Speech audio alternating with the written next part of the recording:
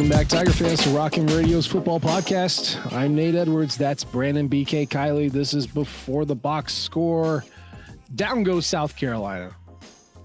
Columbia best, Columbia West. The Mayor's Trophy resides in Missouri for fourth straight year. Your Tigers are 7-1, BK. How are you doing? I'm doing fantastic. I told you last week, Nate, I don't respect that team. I don't respect that coach. I don't respect that program because they've done nothing to earn our respect in recent years. The only time they beat Mizzou recently is when Mizzou was down. South Carolina, not a real football program, and they didn't look like a real football team yesterday. That was quite the ass whipping at the hands of the Missouri Tigers. I mean, part of me thought you were being more of a character when you were saying that. And so, you see him on the field and you go, oh, God. Given their injuries, I'm less questioning the seriousness of the team or the program. Shane Beamer is an unserious coach who I don't know what his thought process was through this entire thing, but it kind of seemed like he was just wanting it over with, and specifically driving to inside Missouri's 10 in the second half when you're down by 18 and kicking a field goal to take it from a 3-score game to a 2-score game when you've basically been able to do nothing unless you got the ball on the opponent's 33. I don't know how this man is making $6 million.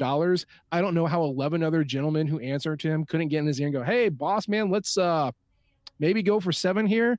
Mizzou came out firing. I don't understand that, but I understand South Carolina was walking wounded, but this was an unserious performance from a coach who's quickly turning into the crybaby of the SEC. It's unbelievable, man. And I have been critical of Spencer Rattler for much of his college career because he got so overly hyped that it became it's less about him and more about the idea of him, right? I no longer want to be critical of Spencer Rattler because he's the only thing that South Carolina does well as a football team right now. The offensive line is terrible. Most of the receiving core is terrible. And in this game specifically, their entire game plan got thrown out the window when Leggett went out with the injury. They have nothing else, man. They have nothing else going for them. We knew this defense was bad. There's really not a whole lot to write home about if you're a South Carolina fan right now. They've got Texas A&M next week. They're going to lose that game. They'll beat Vandy, but they'll beat Jacksonville State. I think so, yeah. But that might be it, man. This might be a 4-win team this year. And if you win 4 games at a place like South Carolina, you're probably going to get fired if they can find a way to be able to scrounge together the money to do it. And that's where things get a little difficult. But man, you look around the SEC right now, there's a few programs that are going through it. And this is what happens when you hire the wrong guy. When you hire the wrong guy, you see your program heading in the wrong direction and you just watch it happen thinking to yourself, oh my God, now we have to do this all again. And then you wait another 3 or 4 years to find out if it's the right guy or not. Look at Arkansas. They're going through the exact same thing right now. The exact same. Yeah. And in case you hadn't heard, Arkansas fired their offensive coordinator this morning, Dan Enos, who was a terrible offensive coordinator. He had one good offense, 2014 Arkansas, with Brett Bielema, Sam Pittman as offensive line coach. Was it Alex? Wasn't Alex Jones? I know that. They had 2 running backs who were excellent. Alex Collins. That's what it is. RIP. They had 2 excellent running backs, an amazing offensive line. I think most of those guys at least had a cup of coffee in the NFL. A defense that was dynamite. That was Dan Enos' only good offense. Ever since then, Bama and Miami just dog. Was that the Skipper offensive line? Wasn't he the 6'8" dude that played tackle? Yeah. Yep, that was the one. And then since then, he bailed on Bama. He did nothing at Miami. He is a terrible. If you're hiring Dan Enos as an offensive coordinator, you have an issue. And I know Sam Pittman was BFF with him, but yeah, that's not good. Anyway, we are, 5 minutes into a Mizzou post-game wrap-up show, and we're talking about South Carolina and Arkansas, but oh boy, they stink. I do think Vanderbilt beats South Carolina, by the way. Wow. That's my hot take. I think Vanderbilt's got more to play for and is a better team, but what do I know about the Commodores? Missouri won. They're 7-1. They put a thumping on the aforementioned Gamecocks. It was 24-3 at halftime. I mean, what stat do you want to pick out, BK, that was the most telling? Because if you go down the stat sheet, especially from the first half, it's all Mizzou is good and South Carolina is bad.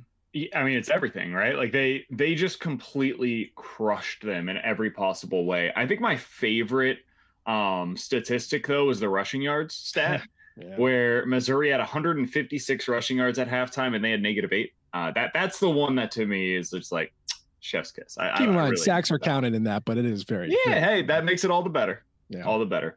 Missouri just came out and like. There's been a couple of games this year where Missouri comes out and it's just over. Just over. The first quarter, first half, that's all you needed to see. And this was one of those games where they did enough in that first quarter to be able to say, or the first half rather, to be able to say, like, this is not a game in the second half. It doesn't matter what happens. South Carolina can't move the ball. Mizzou, if they need to, can get the yards that they need. And this game is just done right here. Yeah. And I mean, I think as much as this game was about Cody Schrader is awesome. Offensive line is awesome. Holy cow, that first half was awesome. Holy cow, South Carolina is the opposite of awesome. Like there's a lot of things that go into it. One of the big stories, I feel like, especially at the end of the game, was the second half. Some people called it a collapse. Some people called it a snooze fest. Some people thought, oh, Missouri forgot to play football. Everyone definitely said Eli took his foot off the gas. And for whether that was on purpose or accidental, I don't know. So I again, father of two, did not watch the game live, but I have the internet and I have a recording device, so I got to watch it at night. So I went into this game knowing that was the commentary, and watching it with that information in the back of my mind, I had a completely different analysis of the second half, which I will share with you now. I think Eli Drinkwitz knew that, number one, he could win this game without his A+ or even B+ effort. And so he sat a bunch of dudes. And then once they were up 24-3, I think he realized, oh, we don't have to do anything here to win this game, and just called the dogs off. And the reason I say that is a couple of reasons. Number one, there were no downfield passing attempts in the second half. Number two, they started playing almost all of their backups on defense. And they just went, all right, you know what? We can do this. We can shut it out. Maybe they score a couple points here and there, but we're going to be okay. And when it got to 24-12, in fairness to Drinkwitz, he turned the car back on and went 10 points, shut it out. So that was my take at the end of it. And BK, I know you had a quick instant reaction. Now, of course, we got a day. So What were your thoughts on the second half? So I've had a little bit of time to think about it. So I have changed my opinion on it a little bit. But I'll give you my instant reaction. My instant reaction was, man, this is becoming a theme. Like, we have seen this now where Missouri gets out to a really good start and then they just kind of lapse in the second half. The Tigers overall this year have outscored their opponents by 1 point in the second half. That's not great, man. That's not an ideal situation, but I do think it's indicative of how Eli Drinkwitz coaches. And I think that what you just said there is true. Now, this was not probably the game to make the point that I made in my takeaways, because I don't think it necessarily applied here. I do think that my overall point, I still believe, I think that Eli Drinkwitz takes the air out of the ball too quickly. I think he is too willing and too quick to say, okay, we've got this taken care of. Let's take the air out of the ball. Let's get into grind it out mode now. I don't like that in a team. I think that there is a benefit to being able to put your foot on the throat of the opposition and just put an end to them. Missouri doesn't really do that very often. That being said, I don't think that was necessarily something that mattered in this game because of the context of when it's being played. They're going into their bye week. They're getting ready to take on Georgia on the road in what is going to be the biggest game for Missouri football in a decade. Like, full stop. No doubt about it. This is the biggest Mizzou football game in a decade. And when you have all of that as the context to what we just witnessed, my opinion now is they took care of business. They knew exactly what they needed to do in this game. And this was a very, like, the way that Alabama treats games like this is do what you need to do, get the job done, and get out of there. Get out of there with a win. Because they don't do it for style points. They know at the end of the year, if they've got a 0 in the loss column, they're going to the college football playoff, and that is the goal. The goal is not to beat South Carolina by 50. The goal is to be able to go to the college football playoff and then beat whoever you play there by 50 points. Missouri's goal this year, after beating Kentucky and beating Kansas State and being at 7-1 through the first 8 games of the season, has changed. Missouri's goal now is, hey man, if you beat Georgia, everything is on the table. SEC East on the table. Going to Atlanta on the table. Going to something bigger than Atlanta on the table. If you take care of business in 2 weeks. So the job here was to take care of business so that game matters. And they did that. They got out of there without significant injury as far as we're aware. I know Burden, we'll talk about that probably eventually, but it seems like they were able to escape without any sort of serious injuries for their team. And they did enough to win by 3 scores. Like, that's a hell of a win, man. Back-to-back weeks against Power 5 competition, winning by 3 scores is nothing to scoff at. So I have a much different opinion of it today, now that we've had 24 hours to think on it, than I did after drinking 4 beers while watching the football game and then putting my takeaways onto Rock M Nation. Right drunk, edit sober, right? That's the rule. I saw excuse me, I saw some people talk about LSU, which, I mean, we're all looking for patterns here, and taking a look at a loss would make a lot of sense when you're thinking that you're going to lose. That was not the case, y'all. If you thought that Eli took his foot off the gas against LSU, go back and watch that game. There were downfield passes. They were trying to get Burden into action. He was getting covered up by Harold Perkins. Cody Schrader ripped off some huge runs. Brady Cook was running. He was scrambling for his life. He could not run, and he was trying to do it. They were trying to move the ball, and they moved the ball. It's just, you took a ill-timed 25-yard loss at one point when you're going when you're in the middle of a shootout, and you had a couple of drives that fell because of drops and incompletes. Like, LSU is not the case study here. It is South Dakota. In the fourth down. I will point the fourth down. South Dakota is the one to look at. Middle Tennessee is the one to look at. And when did those happen? They happened in the first 2 games of the year, right before you go against, at the time, the biggest game of the year at Kansas State, when you knew you had lost and you didn't want to show your hand.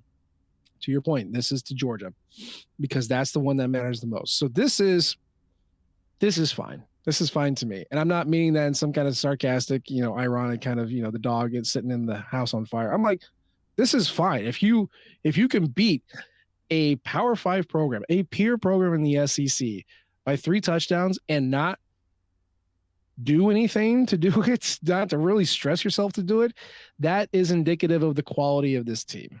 And Eli Drinkwitz has seemingly had this quiet confidence about this team since the summer. They have all had this confidence around themselves the entire year. Like, we'll get it done. We'll get it done. That, you can just show enough to beat down a team that is injured and stinks. And that's exactly what they did. So I am not concerned. It sounds like BK is no longer concerned. We're good here. Yeah, it no longer matters to me. We're 24 hours removed from Missouri beating South Carolina by 3 scores. Like that is now the way that I view the football game, and it's good by me. I don't mind winning that game 34-12 whatsoever. Have you looked at the new SP Plus rankings? No, but I saw you tweeted about it. So the spoiler for Mizzou is up and out there, and it's fantastic. So, for those curious, Mizzou is now at number 16 in the latest AP poll. I believe they're in the same spot in the coaches poll. Yep, 16 on both. Yep. A reminder, these polls don't really matter, but it's fun nonetheless. Being in the top 16 of the country in terms of the national perspective of how good your team is, that's good. It doesn't hurt, It's also the last week without a college football playoff poll. And again, those also do not matter during the regular season, but they're fun. Until the end, they're fun, and it gives you an idea of kind of how your team is viewed at this point. It's a snapshot of where your team is at right now at this point in the season. SP Plus doesn't look at it the same way, right? SP Plus is a very cut and dried, how did you play on a per play basis? It's not looking just, I know people get mad about this stuff, but it's not just looking at the wins and losses. A 3-loss team can be better than a 1-loss team. For example, in these rankings, Texas A&M is actually slightly ahead of Missouri. Texas A&M has 3 losses on the year. They are 4-3. Missouri is 7-1. There will probably be some Mizzou fans that hear that and say to themselves, "That's horse crap. They are not better than Mizzou." That's fine. That is your perspective. This is basically an algorithm. So don't yell at the algorithm. Yell at the fact that it doesn't see your team as being quite as good. They can prove it on the field. We'll get there. Missouri is 18th in this ranking. And what I found most interesting, Nate, is not just that the overall ranking was 18th. Instead, what I found particularly interesting is that they are ranked 18th right now offensively and 22nd now on defense. they are now a top 25 program offensively and defensively. Now, that is something that very few teams can say. Out of the entire country, the only teams that can say that they are a top 25 offense and defense in SP Plus rankings are as follows: Michigan, Georgia, Alabama, Ohio State, Texas, Washington, Notre Dame, Oklahoma, Florida State, Tennessee, Miami, strangely enough, and Missouri. That's 12. That is basically a who's who of college football playoff potential nominations, and Mizzou and Miami. Like, that's basically the list that I just read you. Yeah. So for them to be in that range, it shows you like, hey man, this team is really good. If you didn't believe it before, if you were skeptical before because you were waiting for them to get Mizzou'd, or you thought, hey, at some point they're going to show us once again who they really are, whatever the case, right? I think now is officially the time to jump on the bandwagon. If you were waiting for something, this is the time. Yeah. Because now, if things, allow yourself to be hurt. Because if things go well against Georgia, if you have allowed yourself to get hurt beforehand, man, it is going to feel so good. And if things go poorly, then at least you felt something. And that's really what we're all here for. Oh, God. Yeah. So not only is that hard to do just on a national scale, you can imagine that Missouri teams don't frequently find themselves in a position where their offense and defense are like this. And to that point, that is true. There's not many Mizzou outfits who have seen, units that are top 25 on both, but it has happened twice. And you are not going to believe the two teams that fall into that category. Because I went back and I looked, because you and I talked this afternoon about it, and I had to double check. The 2018, which is in the SP Plus era, the best Missouri team, 24 points better than the average college football team in 2008. Okay. That was the 6th best offense and the 49th best defense. Does not qualify. 2007, the one that got Mizzou on the map, the one that got Chase Daniel in the Heisman race, does not qualify. Yep. 4th best offense, 51st best defense. You know which team does qualify for this? BK, this is rhetorical. Don't say anything. The 2018 Barry Odom season, where they were 20.8 points better than the average college football team in 2018. That was the 12th best in SP Plus. Their offense was 8th. Their defense was 25th. Now, you may look at that and say, oh, well, this proves that everything you just talked about is a bunch of baloney because Barry Odom was awful. I view this as Barry Odom actually put out a pretty decent team in 2018. And the fact that he couldn't keep that going in 2019 is mostly indicative of why he is no longer here. I would also add this. It's indicative of in-game decision making and coaching matters. It does. Like, he lost 2 one-score games against South Carolina and Kentucky in part because of his own decisions within those games, and also because a monsoon took place in the middle of the game against South Carolina. He had an NFL caliber quarterback, and he put together a great team, and he got an 8-5 out of it. So, now let me redeem this for you, because there were 2 teams. I said that at the beginning. There were 2 teams. 2018 was the most recent. The one before that, and I think you all are going to have a little bit more belief in the system after I say this, was the 2010 Missouri football Fighting Tigers under Gary Pinkel with Blaine Gabbert as the quarterback. That team was 19.3 points better than the average football team. So that was 18th in the nation at the time. They had the 21st best offense in the country and the 19th best defense. It's probably a good comp for this one, actually. Really? A killer defense? Yeah. And an opportunistic offense? I would 100% agree. Yes. Hey, what'd they do that year? I vaguely remember they did something that was remembered. It was important. They only went kind of a moment and beat the hell out of Oklahoma for the first time ever. That's what it was. Yeah. Ever. Maybe not ever, but I so badly wish this Georgia game was at home, man. Dude. And I so badly wish Georgia had just beaten the crap out of us last year, because not only are they at home, but they're like, oh, we know these guys are feisty. By the way, it says a lot about this game and where this team is that we are 19 minutes into this game. And guys, I'm going to be honest with you. And this is a good thing.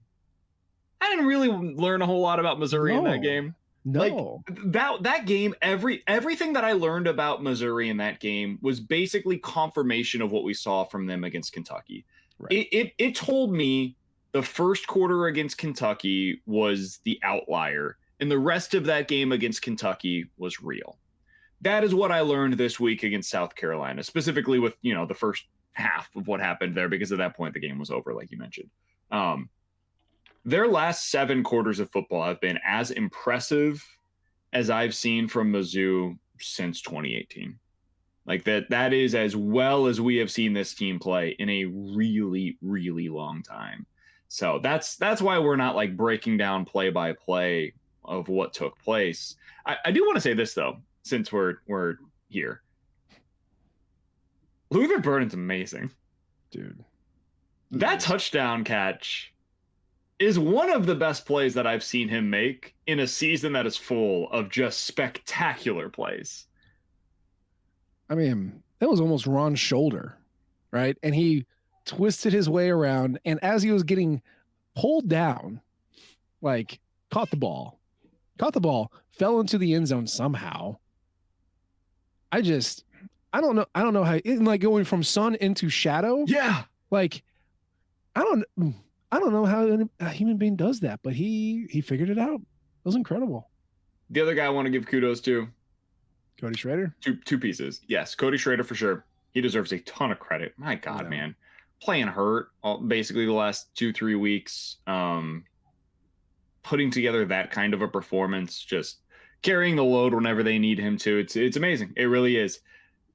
Maybe more importantly, though, because we knew Cody Schrader could do this. And this has now been a year plus of us like discounting him, and finally admitting like, okay, yeah, he's the best guy. Just give him the ball all the time.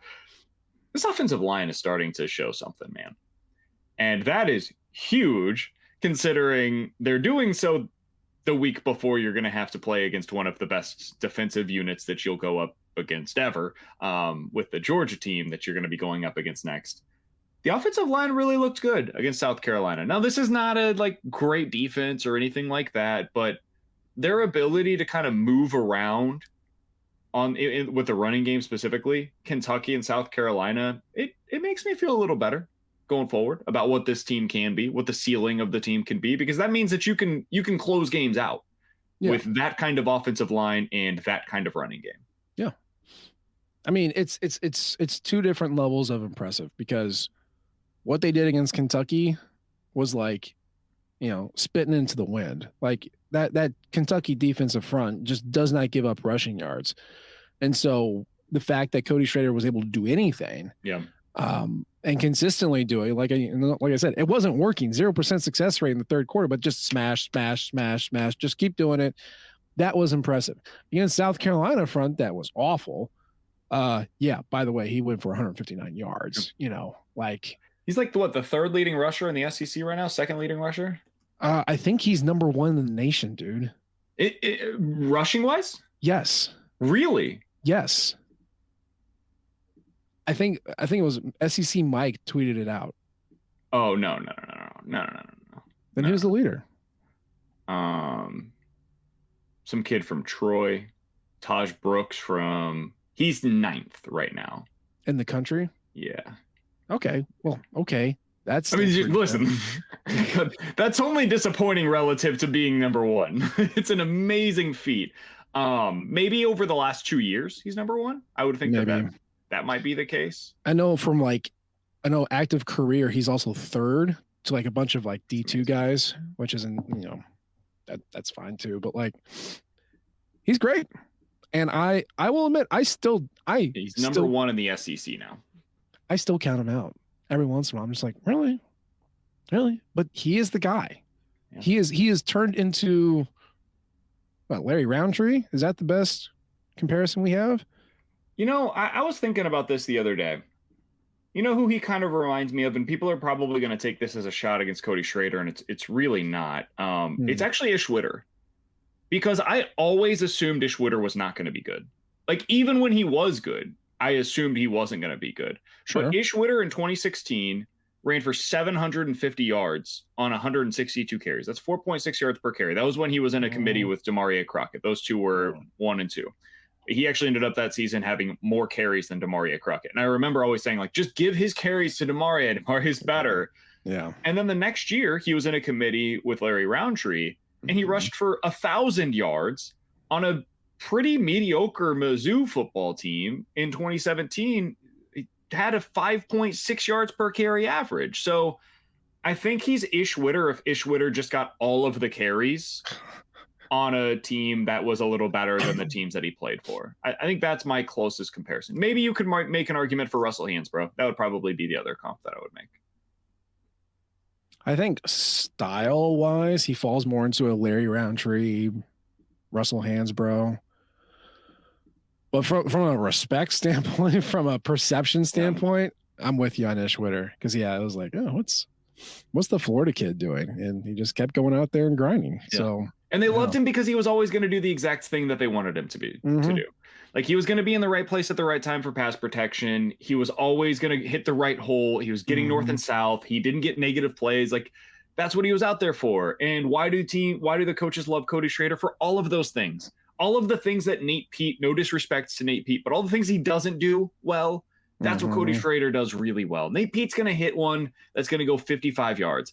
And then the next 7 are going to go for 1 or -3. Mostly -3, yes. And for Cody Schrader, like, everything's getting you 3 yards. Everything. And then he's going to have a few over the course of the game that get you like 10, 12, 10, 12, 20, 10, 12, 5, 5, 7, 6. It's just everything is positive. And that's how you end up being the leading rusher in the SEC on a team that is like a pretty good running team, but I wouldn't, prior to this week, really have been considered them like a great running team by any stretch. Yeah. The broadcast is like, oh, we might see Jamal Roberts today. No. Just he almost got on the field once. Almost. They sent him out there and then he came right back to the sideline. They were like, oh, no, this is 3rd and 3. Get Cody back out there. I mean, Cody Schrader got 26. Brady Cook got 9, not counting sacks. Luther Burden ran it 3 times. Luke Bauer technically ran it once, but no one else did. And this was the opposite of what it has been in the last few weeks, where it was a very consolidated target tree and a very consolidated. These are the people. I think, Nate, this goes back to your point though, of like, they wanted the guys to get the ball that they could trust. Hey, don't screw this up. We've got a good thing going here. Get out of here and let's go home. Yeah. I mean, you only saw Marquise Johnson in special teams. You didn't see. I mean, I know Josh Manning and Daniel Blood were out there at some point, but like they weren't getting targets. That wasn't just run blocking. That's just get out there and whatever. Like, that's all it was. And that I'm fine with that because that was your plan and it worked. So the offense consolidated, the defense expanded.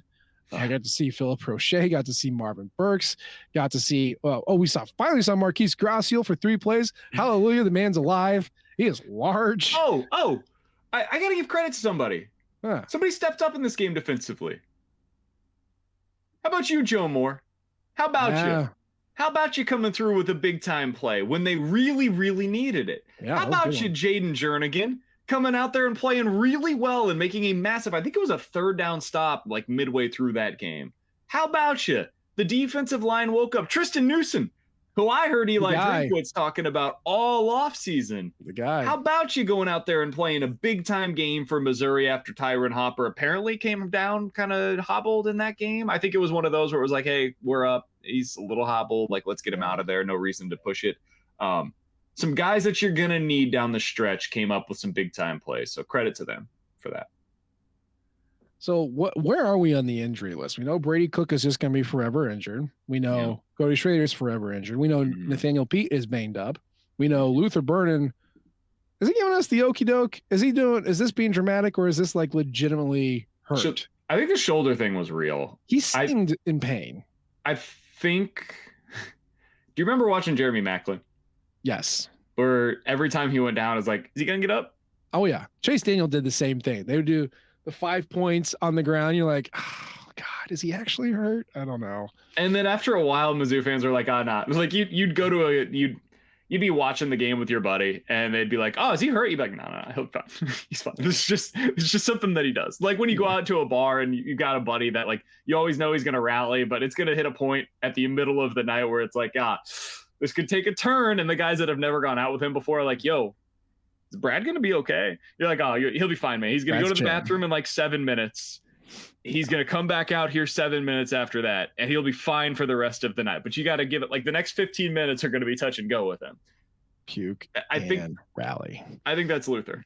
I think Luther is the guy that just, you got to give him a sec.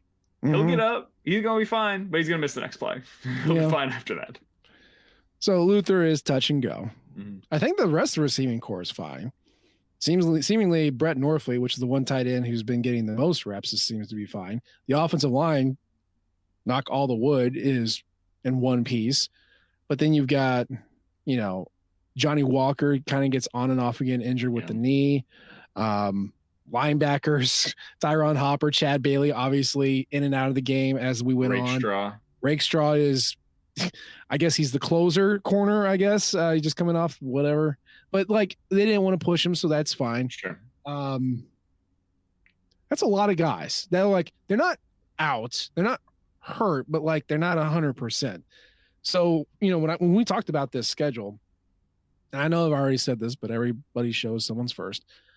This schedule was perfect in my mind because you had the slow ramp up, FCS at home, bad G5 at home, big game at home. Your first game away is kind of a neutral site. Then your first full away game is a worse team in the SEC. Like, it was the perfect ramp up. The issue was that your bye didn't come until 8 weeks into the year. And it was just hold on, no one get hurt, and then heal up in the off week. And here we are. Everybody needs to heal up in the off week. Other than Brady Cook and Cody Schrader, who are just going to be this way. It's here.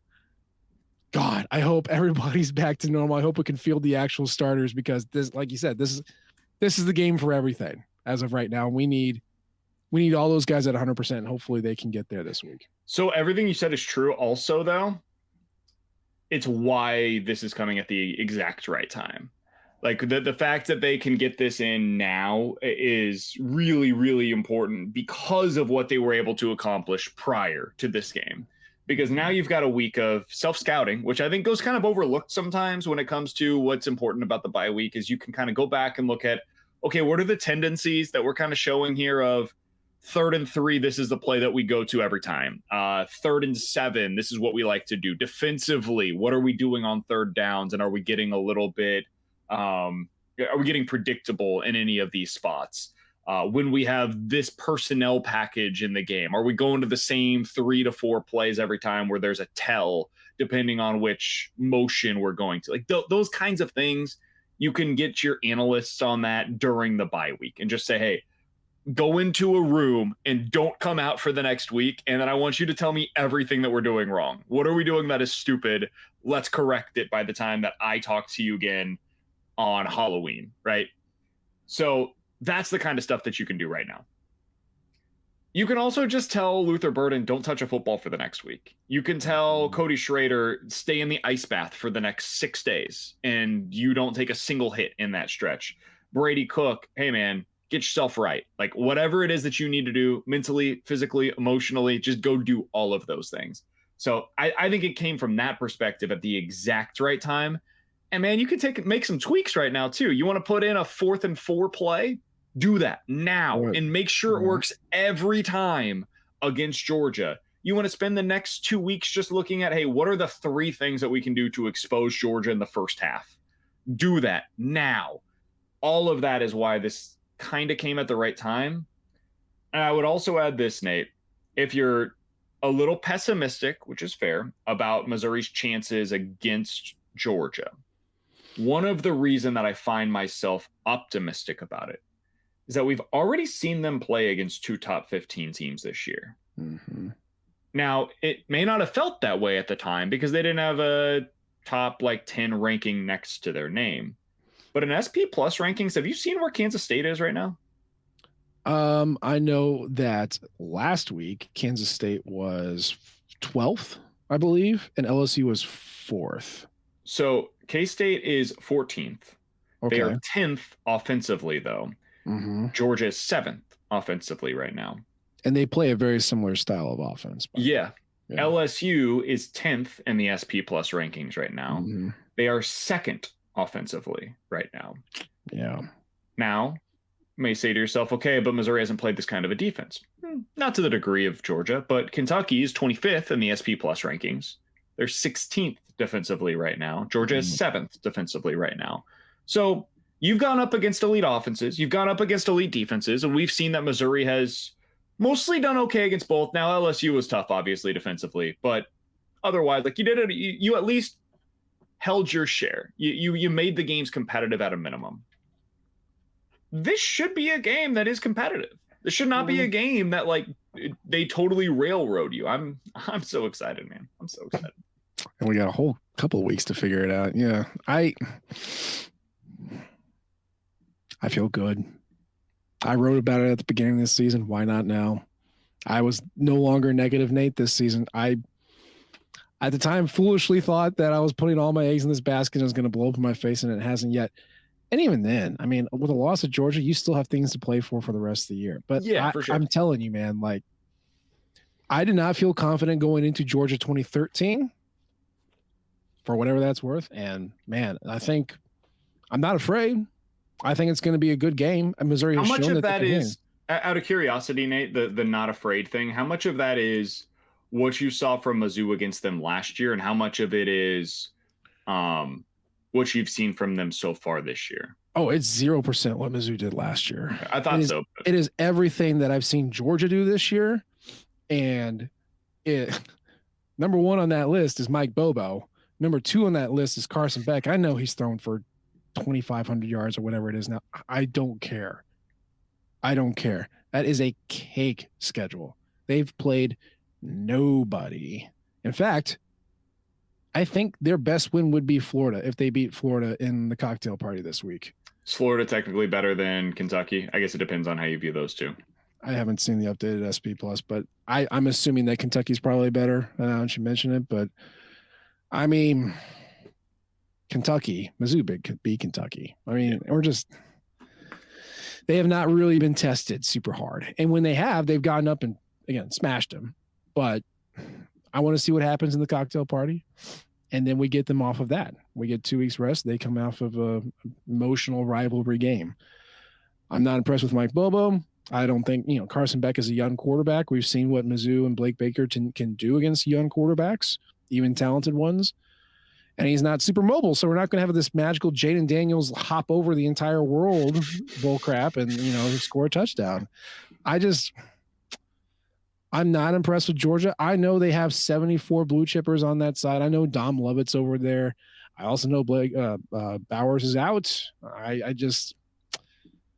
That defense is good, but we've played good defensive. So what do you want to do? I don't know. I'm scared. I'm scared that I am excited and happy and confident. I'm scared that I'm not scared. Another question for you, Nate. Is this team as good as 2013? This Mizzou squad?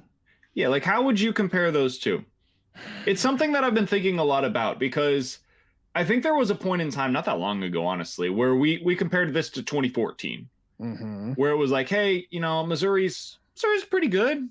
They're good enough to take advantage of if this is a down division year. And that's what 2014 was. 2014 was Missouri was very opportunistic, let's say. Yes. 2013 Missouri was legitimately good. They were a really good football team. And yes, the SEC East was like down that year, but I think people overstate how down the SEC East was that year. It was fine. It just wasn't great. It wasn't national title contenders in the SEC East. Missouri was a really good football team, though. Yeah.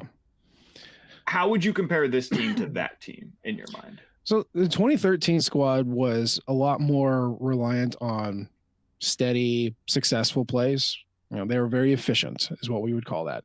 They had explosives, right? We saw a DGB. We saw the Henry Josie run against A&M. We saw, Colt 45. We know they could go for big plays against Florida.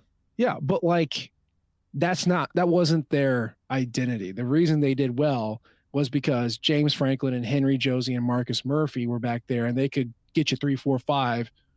Tanklin would just fall forward and get 3 yards. So it was efficiency based. That was really good at explosives. This squad is explosive based. That's pretty good at efficiency too. When the offensive line can get some movement.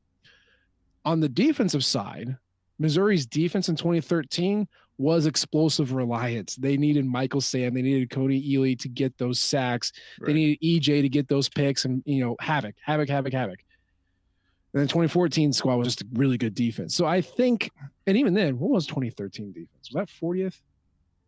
Yeah, it was 40th. Yeah. Like it would give you yards, but then it would blow you up. So I don't know. Maybe this is like a better defensive version of 2013 and a little lesser version or a different version of the 2013 offense, but we still got 5 games to go. Who knows how it comes out in the wash? I would say 2013 or maybe 2010 is your comp, but 2010 had no explosive offense. So I'm gonna go 2013. The schedule was so similar too. Like if you just put that Georgia game instead of in mid-October, like in early November, if you flipped the Georgia and Tennessee game that year, it's basically the same schedule where you like get to the middle of the season. You're like, all right, Missouri's good. And then you get to the end of the schedule and you're like, oh, okay, Ole Miss, this might be the one that trips them up. Texas A&M, this might be the one that trips them up. And they kept cranking out the wins. And that's what this year has the potential to be, is if they do the improbable, and not the impossible, but the improbable, and go down to Georgia and win that game, then people will be talking about, but can you do it in back-to-back weeks against Tennessee? Good team, good defense, really solid running game. Can you do it against them too? And then Florida, like sneaky, decent team, pretty good. Can you do it there too? It's interesting, man. It's I do think this team has the potential to be better than 2013, and I certainly didn't foresee that at the beginning of this year. I thought they could be 2014 Mizzou. I didn't think they had any chance to be in 2013. It's a lot of fun that they can. Yeah. I'm looking at the schedules and comparing them. Watch Arkansas like win all of their games now that they fired Dan Enos. That would be no, that's not happening.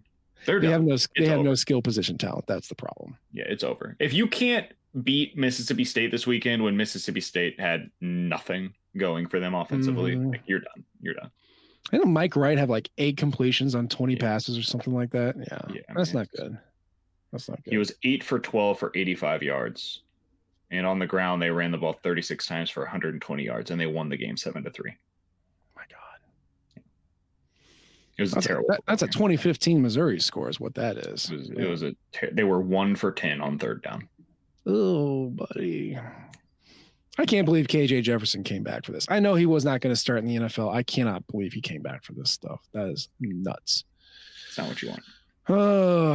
All right. Well, Missouri beat South Carolina. Did it handily.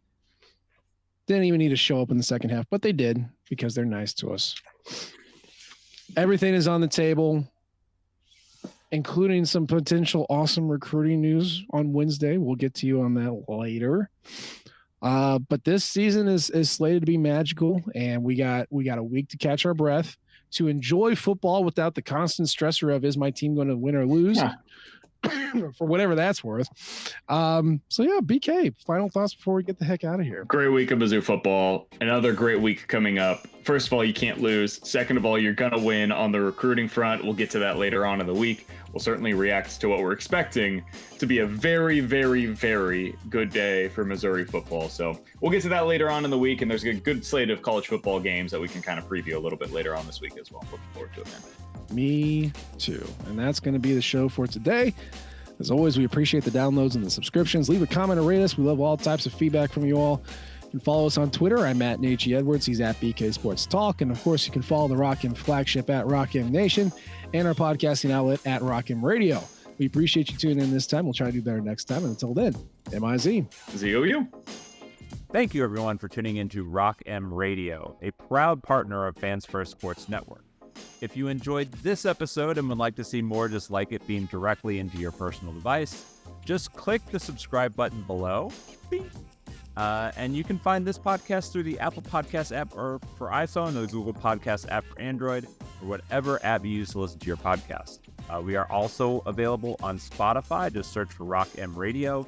And if you like other sports, Fans First Sports Network is a podcast network that has coverage of all other teams, Major League Baseball, MLS, NFL, whatever you want to listen and read about. It is a great network full of really fantastic podcasts. So look them up and subscribe to any and all of those podcasts.